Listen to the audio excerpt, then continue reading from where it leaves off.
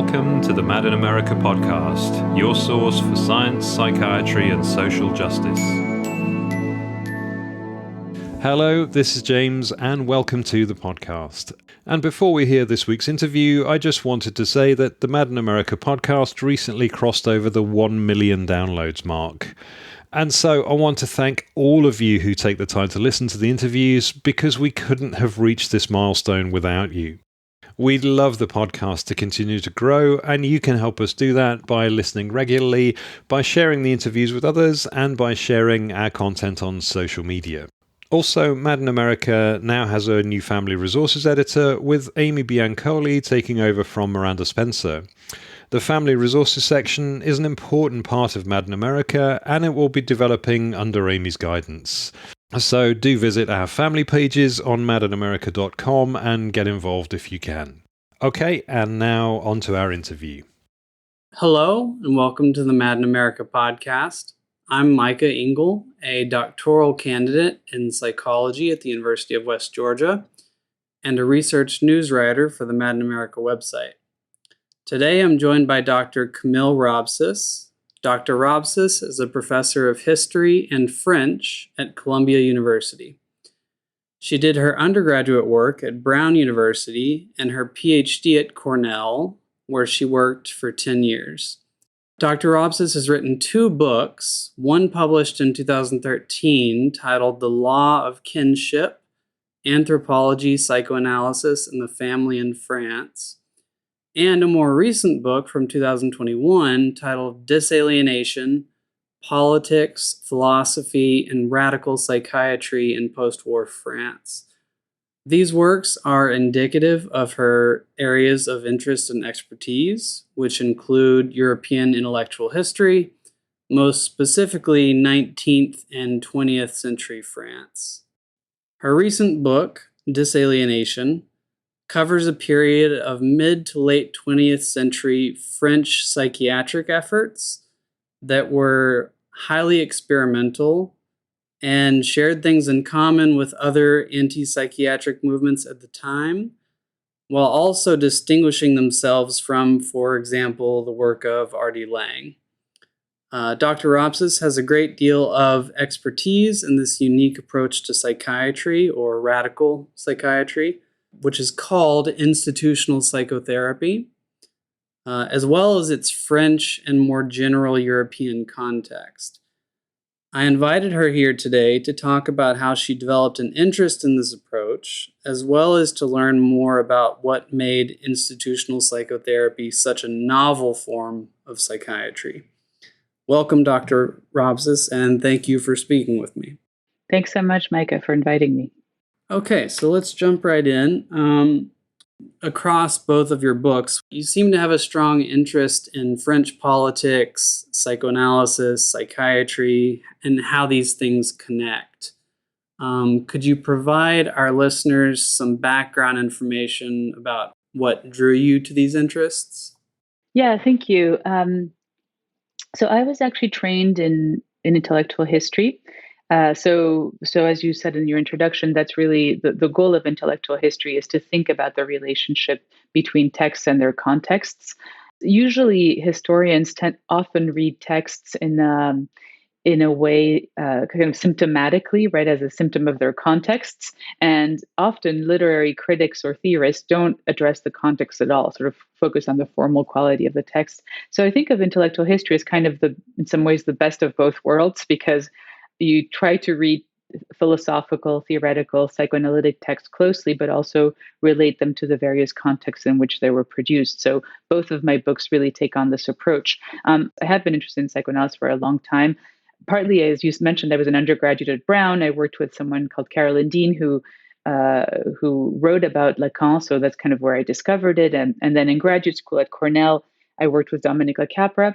Both were historians, and they had turned to psychoanalysis to think through historical questions, but also they were also interested in the kind of the history of psychoanalysis as such. So in grad school, especially, I read a lot of psychoanalysis, a lot of Lacan. And my first book, which came out of my dissertation, The Law of Kinship, really was kind of my attempt to wrestle with Lacanian theory. Just to tell you a little bit about that book, in that book, I was interested in how the works of Claude Lévi-Strauss, the anthropologist, and Jacques Lacan, the psychoanalyst, were being used in legal and political fields in France. Which might sound surprising at first, but basically, I was writing this during the early 2000s when there's this big controversy in France around same-sex unions, the PACS, it was called, and various experts were asked to intervene in these debates, as the French usually have a lot of kind of cultivated experts intervening in these things, and they started to invoke all these very difficult notions by Lévi-Strauss and Lacan, so things like the incest prohibition, the law, the symbolic order, castration, to argue that if gay unions were recognized by the law, like the prohibition of incest would fall apart, or that if children grew up with same-sex parents, they were more likely to be psychotic because they would be missing the name of the father. So kind of like a very literarization of certain Lacanian and Lévi-Straussian ideas. So I was interested sort of in like reading these authors and understanding what these concepts meant originally, what these authors said about them in their work, but also understanding how they had traveled from academic circles to politics. And so it's in the context of this first book that I first heard about institutional psychotherapy, because one of the chapters of the book was focused on the critiques of what I called the structuralist social contract of Lévi-Strauss and Lacan, so kind of the ways in which their structuralist theories are really anchored on sexual difference. One of some of the authors that criticized this model were Deleuze and Guattari in Anti-Oedipus, also some feminists that I write about, like Lucie Irigaray. But anyway, it was in the context of writing the chapter on Anti-Oedipus that I first heard about Laborde, and then that took me to Saint-Alban, and then that took me to Tosquelles, and this is basically how Disalienation began. I should say that it was also Disalienation was a very archivally driven book. I didn't think it was going to be a book at first. I thought it was just going to be a small chapter on kind of Anti-Oedipus, and then I happened to be in Barcelona, and I said, like, I wonder if Tosquelles has any archives, and so then that's kind of how I discovered the POUM, the organization, the leftist organization that he was active. We'll return to this, I'm sure, but that he was active in his youth. And then I traveled to Reus, which was the first hospital where he began his medical career. And then eventually, a few years after, I went to Laborde, to Saint-Alban, and to the various hospitals that I mentioned in the book. And it was really kind of, having access to these archives of these hospitals, but more importantly, almost getting a feel for the place. Like, especially at Laborde, it was still a clinic, with psychotic patients. So kind of having lunch with them, hanging out, really living there was really, really important for how I ended up thinking about this project. Thank you. Yeah, it's fascinating to think about the relationship between sort of academic circles and law, because it's very hard to imagine that sort of thing happening in the United States. Yeah, so your most recent book, which is titled Disalienation, Politics, Philosophy, and Radical Psychiatry in Postwar France, gives a comprehensive overview of radical psychiatric currents of thought and practice going on at the time. You cover figures and their activities associated with what was called institutional psychoanalysis. People like Frantz Fanon, Félix Guattari, Francois Tosquelles, Jean Horry, and Jacques Lacan. So I did have some questions about that, which you partly answered in terms of what inspired the project. I do have another question about why, and I guess we can move from this into sort of, what exactly were they doing in these places? But first off, why the name institutional psychoanalysis? Because when I hear that, it doesn't give me a sense of what I know that they actually were doing. Yeah, that's a great question. They go through different names. So the institutional psychotherapy is the one that was most common, but it's also in the work of Fanon, it comes out as socialthérapie, social therapy, but it's all the same thing basically. But as its name indicates, institutional psychotherapy was premised on the kind of analysis of or the study of institutions. So institutions meaning hospitals, but also schools, political parties, unions, families, even. And the idea here was that institutions were very important vectors for alienation. They were part of why people felt unhappy, right? But that they could also help to cure this alienation if they were thought or rethought and treated with care. So I think here there's both like theoretical and practical assumptions that go behind this movement, right? Theoretically, the psychiatrists who developed institutional psychotherapy believed that madness or psychosis was always psychic and social at the same time, right? So they played on this idea, especially of the French term aliéné, alienated, so which means mad, but also estranged, foreign, removed, right? So they were trained in medical school, right? They were psychiatrists, but they all thought it were very broad thinkers, and they thought that it was absurd to try to locate madness in the brain. But it was also absurd to pretend that madness was simply a kind of, angry reaction against the social and cultural forces that drive our society, and sort of to deny its medical specificity.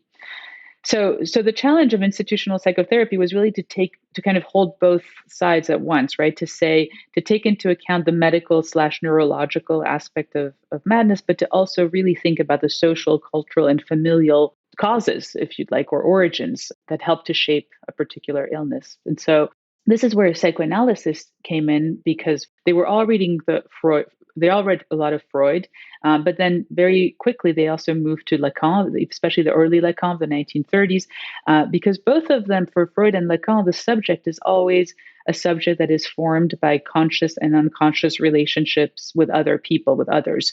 So you could say that in some ways the social is really at the heart of the subjective for a kind of Freudian psychoanalytic framework, right?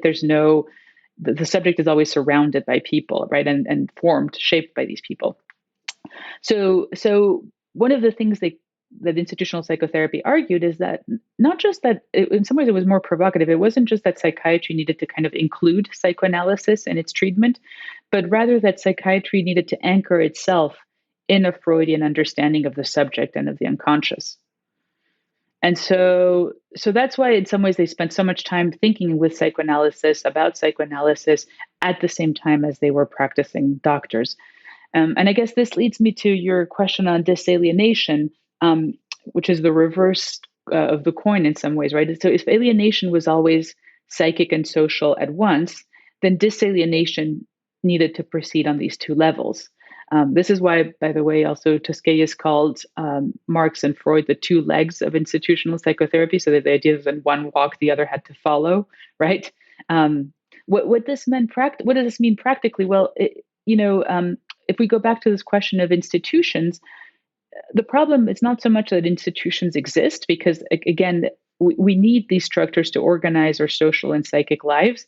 But the problem is that all of these institutions have this tendency to become the word they used all the time is concentrationist.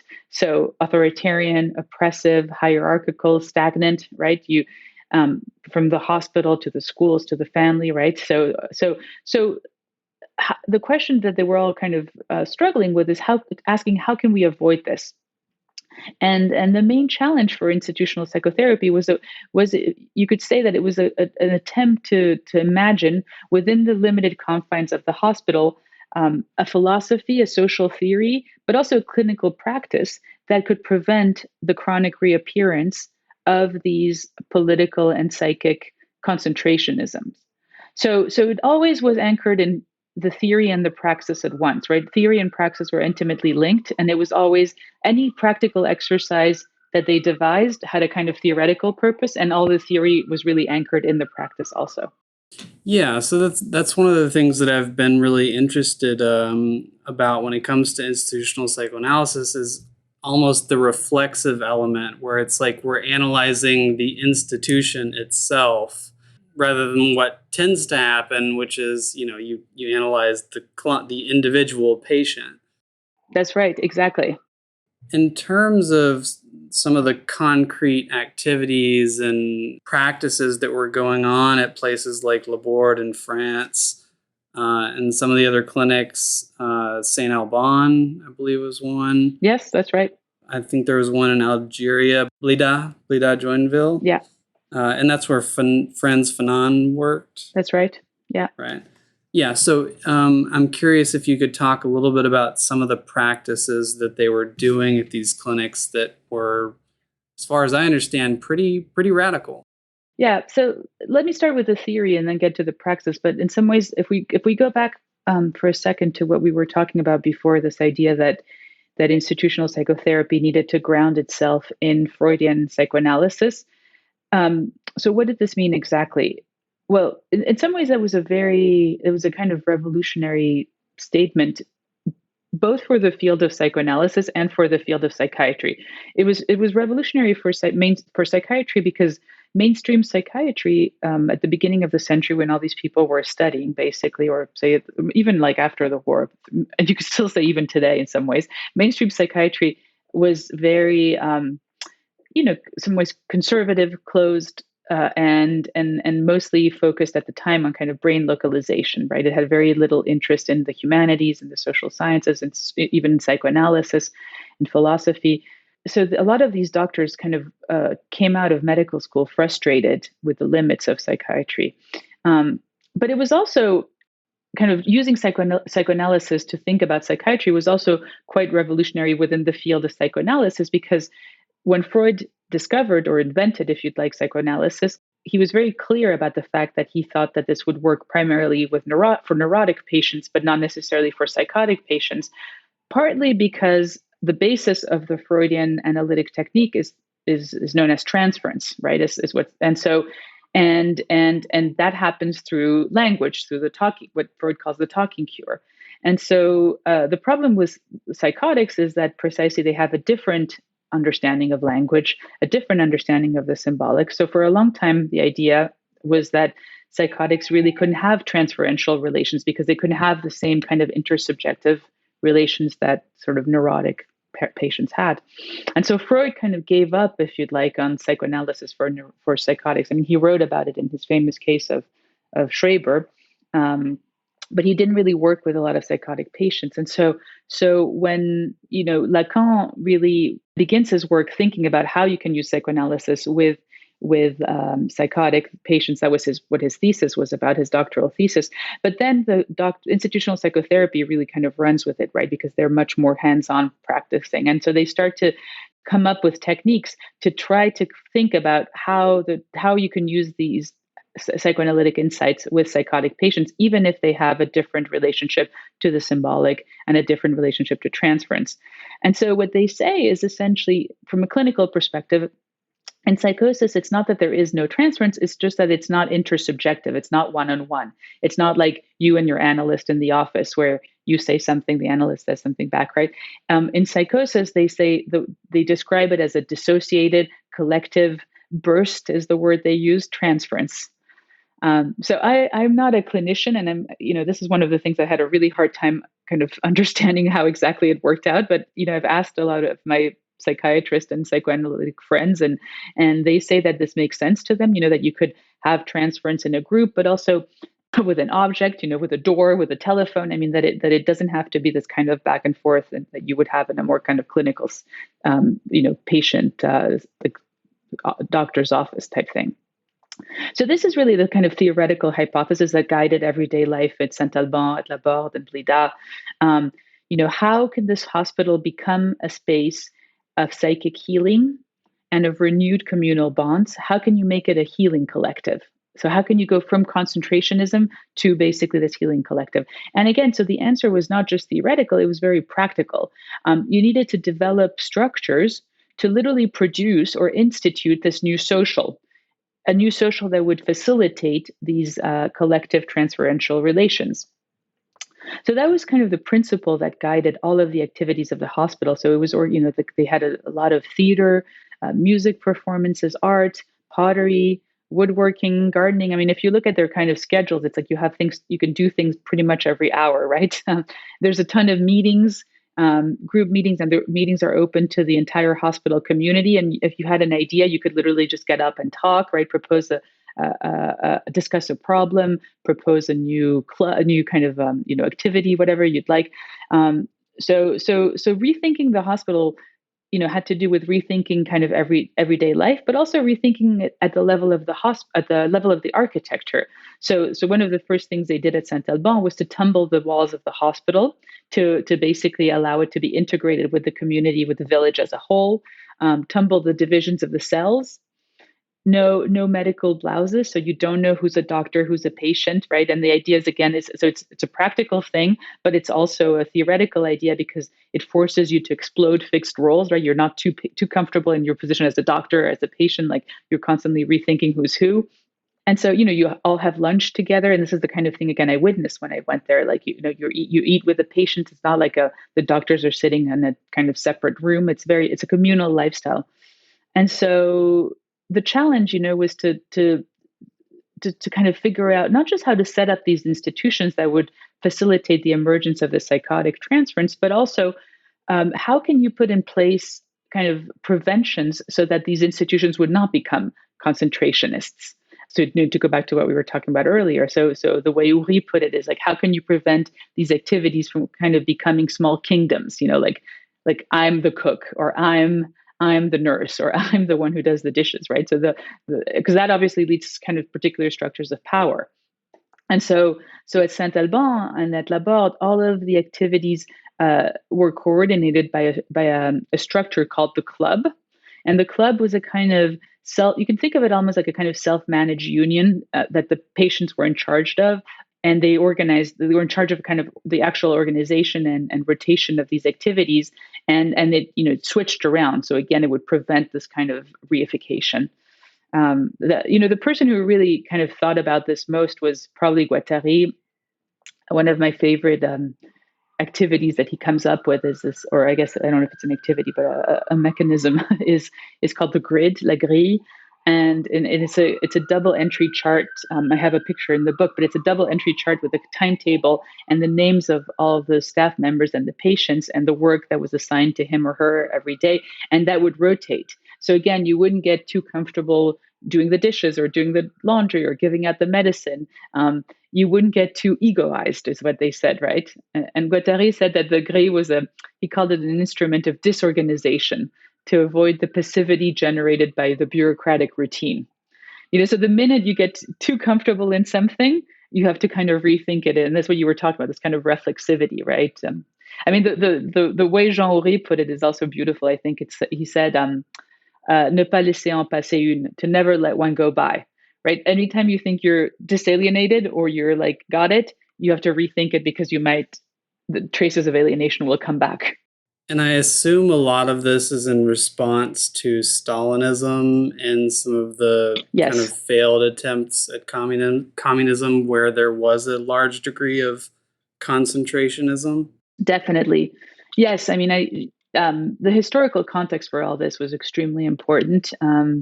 And it was, they were all coming from a leftist perspective, but very much anti-Stalinist. Stalinism was in some ways for them a perfect example of politics gone concentrationist, right? Yeah. Like what happens when you're not careful and you're not, when you kind of don't, when you let the bureaucratic routine take over, you have Stalinism. And so the groups that Descayes co-founded, the POUM, when he was still in Spain, was precisely a kind of anti-Stalinist leftist organization. Guattari also participated in a ton of political groups, all very anti-French Communist Party, which at the time was very Stalinist. So it was kind of like how to do politics without this center.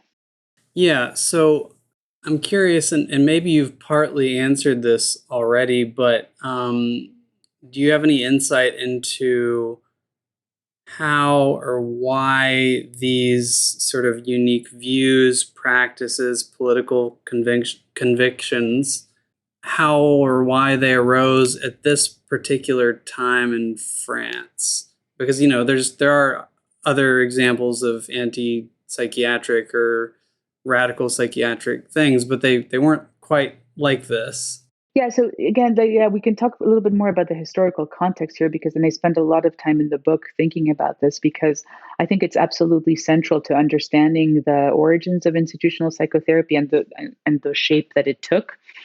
So institutional psychotherapy was born originally in Saint-Alban, which was it's a small and remote village in central France in the Lozère, and it was born during the Second World War. And it really was, in some ways, the product of this cast of characters that happened to be at this one castle during the war. And it was kind of this encounter that gave birth to institutional psychotherapy. These were doctors and nurses and kind of medical staff, but they also included some political exiles, people who were escaping or fighting fascism, philosophers, poets, artists. So to go back to the case of Tosquelles, for example, as I said, he was a Spanish refugee who had been active in leftist politics in the PUM and in Barcelona during the interwar years.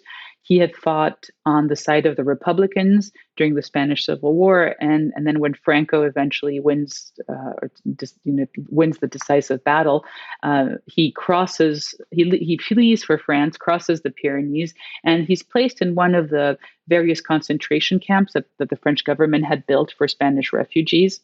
The experience of the camp was really, really important for the experience of the war and of the camp were both very important for Tosquelles to make him again realize how these institutions could become oppressive, how something like a concentration camp could have all these not just social effects, but psychic effects. Like, this is when you start to have all these illnesses, right? Like barbed wire disease, obviously PTSD, it doesn't have that name yet, but all of these camp psychosis, right? So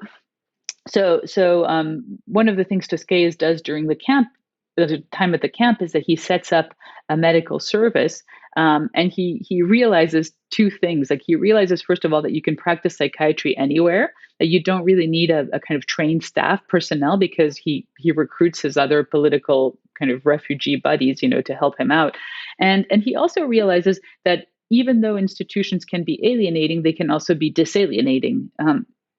So this is kind of, he takes this knowledge to Saint-Alban when he gets there, of course, noticing the similarities between a concentration camp and the hospitals, right, which are in a deplorable shape. And so when he's at the camp that Tosquelles eventually comes to the attention of Paul Balvet, who's the director of Saint-Alban during the war, and Balvet arranges for Tosquelles to leave the camp and come work at the hospital. And when he gets to Saint-Alban, Tosquelles is kind of presented with a different kind of, yet another form of fascism, because it's Germany has occupied France, or Nazi Germany is occupying France. There's Vichy, collaboration, and more specifically, if you want, in the field of psychiatry, there's something extremely important that I haven't mentioned yet, but that really is at the roots of institutional psychotherapy, is the humanitarian disaster that is happening in psychiatric hospitals. So in French clinics, there's about 40,000 patients who died during the Second World War, and patients are basically left to die in the cold by hunger. Right? It's not like the Germans. It's not a kind of explicitly exterminationist policy, but it's more, it's kind of neglect. And of course, then you do have the German Nazi regime that has explicitly embraced the eugenics and forced euthanasia of those that the regime deems as the incurably sick, what's known as Action T4, that resulted in 70,000 official deaths, but the kind of unofficial number is closer to 200,000. So all of these, I think when you're a psychiatrist in World War II, and on the left, this is kind of the context that you're dealing with, and so the doctors at Saint-Alban, their first mission is literally to survive the war and to feed their patients with the help of the local population. This is also why they set up all these gardens, all this, animals, cultivation, et cetera, to just survive the war. And so it's like, this is what brings together people like Tosquelles, but also other leftist kind of communist doctors like Lucien Bonafé, who was a member of the Communist Party. He was a very important member of the resistance. He was friends with Georges Canguilhem, who the historian of science, because they were in the resistance together. So Canguilhem ends up at Saint-Alban also. And Canguilhem is writing about the kind of relationship between the normal and the pathological. So you can see how that concept makes its way into institutional psychotherapy. But then there's also a bunch of artists. I mean, most famously, perhaps poets, Paul Éluard, people doing also kind of art brut, what's known as outsider art, right? So there's kind of interesting artistic circles converging in this one hospital.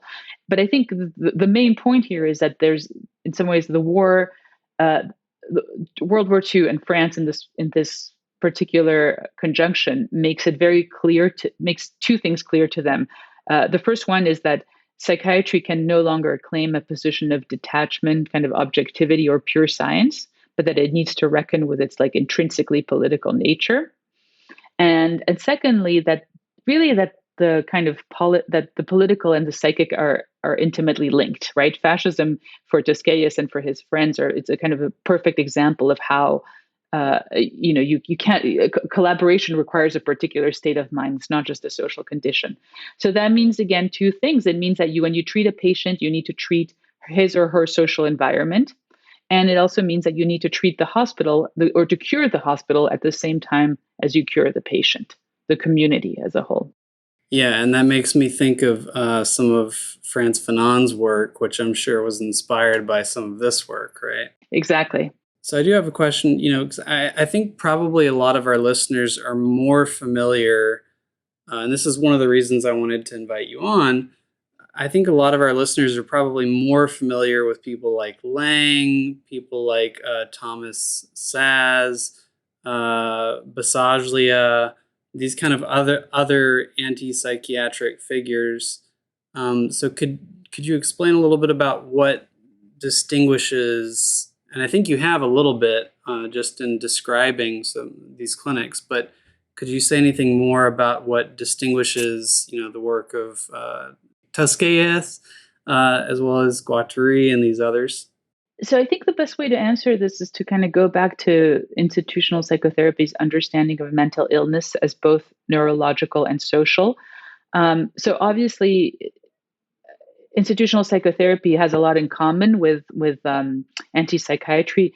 Specifically, they both currents point to the importance of kind of the political in right, or the kind of political nature of psychiatry, but also the political and social genesis of a lot of mental illness. So in that way, they converge in many ways, but they also differ because for institutional psychotherapy, according to institutional psychotherapy, anti-psychiatry tended to see mental illness as a kind of angry and justified reaction against, say, the heterosexual bourgeois family or the oppressive political environment. This is very much kind of the Lang and Cooper, right? And so they miss the kind of medical specificity of psychosis, right? There is nothing, the institutional psychotherapists were very clear about the fact that there was a kind of, again, a kind of medical condition that needed to be treated. And it's also worth pointing out that they were very open, very comfortable with medical treatments. Like, in other words, they used drugs, neuroleptics, even electroshocks and insulin cures, so it's not like they were against all these techniques. The point was to use them in a way that they wouldn't become what Jean Houry called a veterinary medicine, right? Not to kind of numb down the patient, but to use them. For example, the electroshock, Fanon was also very interested in the electroshock as the kind of shaking up, and then the work of reconstruction can begin, So I think, so that's one big difference. And the second one is also, of course, around this question of institutions. I mean, someone like Basaglia fought tirelessly to close down hospitals, whereas institutional psychotherapy wanted to use them and to kind of preserve them as healing tools. So there's a real kind of disagreement about if you can cure institutions, and whether they can be disalienated and disalienating. So I think that's one of the things. I think one last thing you could say is also that the psychoanalytic reference, I think, was less present in some of this anti-psychiatric British and American or Italian anti-psychiatric work that it was in institutional psychotherapy. I mean, institutional psychotherapy was really entangled with Freud and Lacan. Lang, I'm not an expert at all, but from what I've read, was much more interested in existentialism, kind of phenomenology, philosophy, but less, kind of rigorous reader of Lacan. Someone like Jean Houry, spent all his career thinking about going to Lacan seminars, thinking about this, and so using also the tools of psychoanalysis as the primary cure. So there was kind of interesting overlaps, and at some points in the someone like Guattari, for example, was kind of much more open to having conversations with people from anti-psych like Lang and Cooper, but others, I think, of the older generation, someone like Jean-Henri was also always very critical of anti-psychiatry as a kind of naive romanticization of mental illness, if you'd like. Thank you. So you mentioned visiting, I think, Laborde. Yeah, that's right. And when was that? Oh God, it was maybe 2013, 14 or something like that. Yeah. Okay, so it's still going. So it was actually, I was there one of the last years that Jean-Henri was alive. He died like 2 or 3 years after. So it was still going at the time. But he's died since, and it's been kind of in shambles, and unfortunately nobody really knows what's happening. And they, if anything, they've been closing down. They just closed down Le Chenet, another important clinical institution that had institutional psychotherapy. So it's not looking that good, I think, for institutional psychotherapy in France these days. Yeah, and that was the impression that I got. So looking back, I mean, what lessons do you think, if any, we can draw from these psychiatric and political experiments? Especially in relation. And you said you weren't a clinician, but especially in relation to the contemporary mental health field. Yeah, that's a great question, and something I thought about a lot when I was finishing the book, partly because I was finishing it during the COVID lockdown. So public health and mental health were very kind of omnipresent in my mind as I was writing it. I'll mention the two points here. One is, I think, by pointing sort of to the connection between the social and the psychic, I think that is a kind of highlight that we can very much use today. Specifically, for example, the psychic effects of racism, which is something that Fanon wrote about extensively. We haven't talked about him so much, but he's one of the figures that's also quite central in the book. Fanon was a medical resident at Saint-Alban in 52, 53 after he completed medical school. And he had already written Black Skin, White Masks at that point. But what's interesting about his kind of encounter with institutional psychotherapy is that it confirmed many of the philosophical hypotheses that he had put forth in his more theoretical work on race and racism, and on the psychological effects of race and racism. So Fanon's relationship with institutional psychotherapy is really fascinating. I think it was probably my favorite kind of discovery in this book, because we all knew that Fanon was a psychiatrist, but I guess I didn't realize how much he had thought about institutional psychotherapy and how much he had practiced it, and how he was kind of forced to rethink it when he moved to Algeria, and he realized that some of the techniques that were developed ultimately for French patients were not working in a colonial setting. So I think his work, his psychiatric writings, but also his political works that he was writing, like something like a book like The Wretched of the Earth that he's writing as he's seeing patients, really forces us to kind of wrestle with what an anti-racist mental health practice would look like. Right?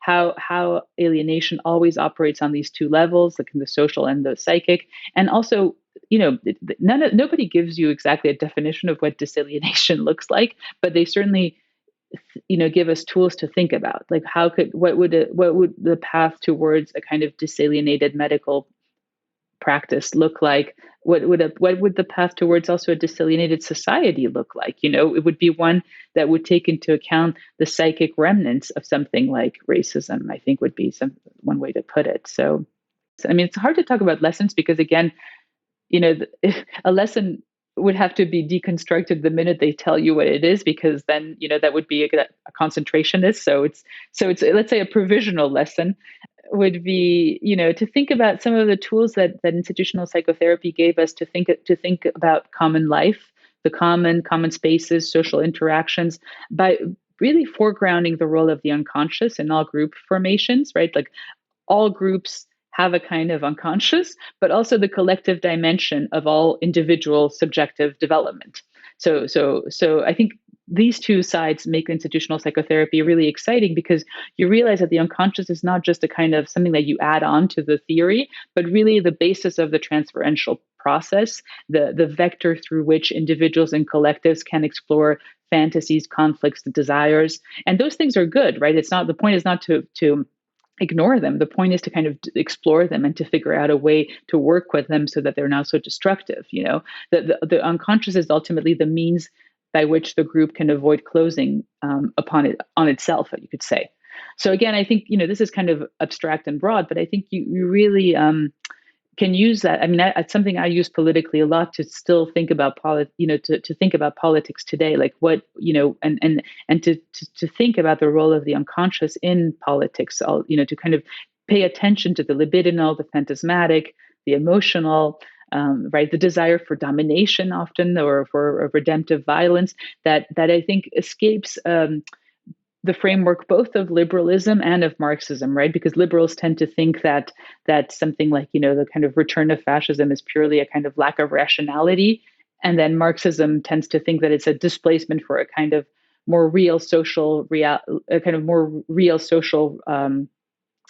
phenomenon like class or something like that. Whereas for institutional psychotherapy, it's really, it's neither. You have to kind of take into account these things as such, right? So I think institutional psychotherapy can help us kind of diagnose politics, but also open up new political horizons. If you kind of try to return to what they mean by disalienation. Yeah, fascinating. Thank you. So, related to the last question, do you see any principles or practices from institutional psychotherapy having had a lasting influence? I was thinking earlier when you were talking about the link between the social and the psychic, that the United Nations has recently come out and sort of emphasized the importance of things like poverty and other social issues in relation to mental health. So I was like, okay, that's good. That's good. Yeah, exactly. But in general, I agree with you. I don't think it's been emphasized enough. But I am curious if you have seen sort of these principles or practices. Yeah, I think you're. I mean, I think the United Nations case is a very good example of how some of this has kind of, and some of these ideas have entered the mainstream. But I would say that at the same time, I mean, you could take the question at the level of psychiatry. It seems to me that institutional psychotherapy is not exactly booming. It's as I was saying, most of the clinics or hospitals that function as the kind of epicenters of institutional psychotherapy in France are struggling financially, politically, and intellectually. And a lot of them have given up on institutional psychotherapy, like at Saint-Alban. We're back to kind of tying patients down and things like that. So, and I think as a field, psychiatry is moving.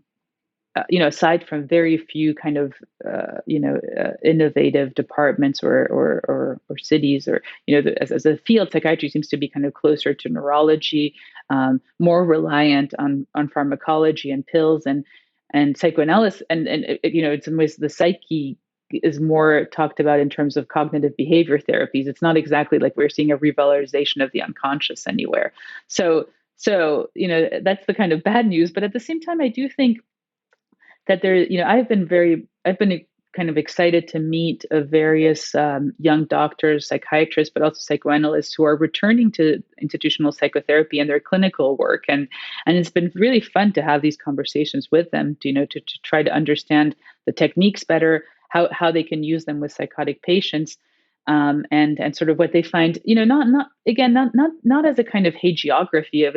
I don't think we should kind of see this as this movement that was all incredible. This is where I like Fanon, for example. Fanon was able to say you could use certain things and you could revise other things, right? I think institutional psychotherapy had a lot of limits. They were mostly, white doctors. They were mostly male doctors. So the question is still like, how can you use that basis to kind of rethink some of its own limits, right? And at the end of the day, when you think about it, we still, despite all of the obsession of psychiatry to find a kind of either a gene or a place in the brain for schizophrenia, and actually most mental issues, they still can't fix it, right? It's still, no pill can actually really, obviously medicine can help, but no pill can fix it.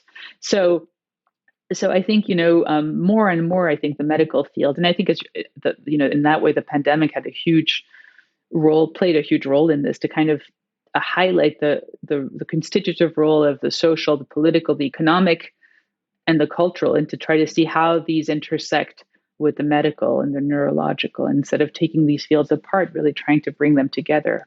And we've had this idea in psychology, of the biopsychosocial for a long time, but it's, at least from my perspective, it's always kind of cut the social off before it really got going too far. Yeah, and also, one of the things I would say is that it's, partly institutional psychotherapy really took the Canguilhem model of the kind of rethinking what is the pathological in relationship to the normal seriously. So it wasn't a romanticization of psychosis. There was a kind of attention to the suffering that goes with it, but it also was, the idea was to treat it as another form of life, not necessarily as something that needed to be, cured, because there is no cure as such. I mean, if you take a kind of strictly Lacanian understanding of psychosis, it's a structure, so you're not going to not be psychotic. The question is, can you live in a social setting that makes you less alienated, less kind of alone, right? And this is precisely what they tried to do. But I think, through the defamiliarization of the normalness, you end up studying subjectivity as a whole, not just psychosis, but rethinking what does a normal subject look like, and what, and how can other forms of life accommodate these different variations of mental health, if you'd like. Does that make sense? Mm-hmm. It does make sense, and I think we're seeing a little bit of that in the sort of neurotypical versus neurodivergent debate as well. That's right. All right. Well, thank you, Dr. Robcis. Thank you so much for the invitation. It was great to talk to you. Thank you for listening to the Mad in America podcast. Visit madinamerica.com for more news, views, and updates.